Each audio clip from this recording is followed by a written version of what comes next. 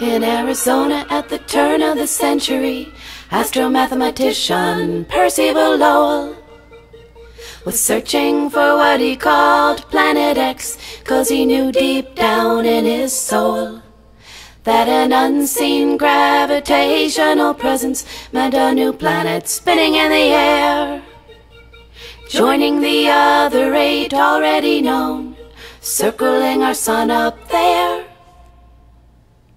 But Percival Lowell died in 1916, his theory still only a theory, till 1930 when Clyde Tombaugh, in a scientific query, discovered Planet X 3.7 billion miles from our sun. A smallish ball of frozen rock, methane and nitrogen. It joined Mercury, Venus, Earth, Mars, Jupiter, Saturn, Uranus and Neptune, our solar system's newest neighbor, 2/3 the size of our moon. A tiny, barely visible speck, cold, minus 440 below. Not exactly paradise. They named the planet Pluto. That same year, 1930, Walt Disney debuted his own Pluto as well.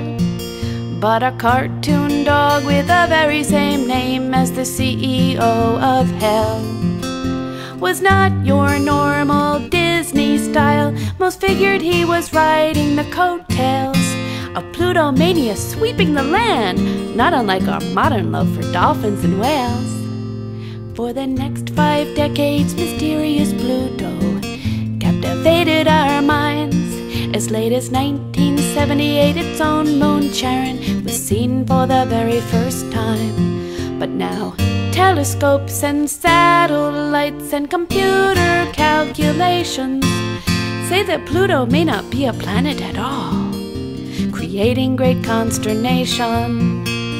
Some scientists say that Pluto is a trans-Neptunian interloper swept away by an unknown force, or a remnant of a wayward comet somehow sucked off course. Others say that Pluto is an asteroid and the sun's gravitational pull.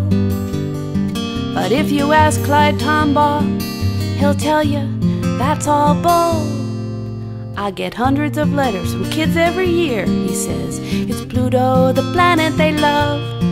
It's not Pluto the comet, it's not Pluto the asteroid they wonder about above. And at the International Astronomical Union Working Group for Planetary System Nomenclature, they too say that Pluto is a planet, reinforcing Clyde Tombaugh's view of nature. Norwegian Kari Eksnes, professor at the Theoretical Astrophysics Institute, he too says that Pluto is a planet, and a significant one to boot. But at the University of Colorado, astronomer Larry Esposito says if Pluto were discovered today, it would not be a planet. End of discussion, finito. He says that it was not spun off from solar matter like the other 8 planets we know. By every scientific measurement we have, is Pluto a planet? No. And now 20 astronomy textbooks refer to Pluto as less than a planet. I guess if Pluto showed up at a planet convention, the bouncer at the door might have to ban it. St. Christopher is looking down on all this and he says, Pluto, I can relate. When I was demoted from sainthood, I gotta tell you, little buddy, it didn't feel real great. And Scorpios will look up in dismay because Pluto rules their sign.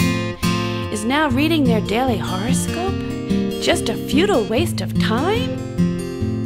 It takes 247 Earth years for Pluto to circle our sun. It's tiny and it's cold, but of all heavenly bodies, it's Clyde Tombaugh's favorite one. He's 90 now and works every day in Las Cruces, New Mexico. determined to maintain the planetary status of his beloved Pluto. But how are we going to deal with it if science comes up with the proof that Pluto was never a planet?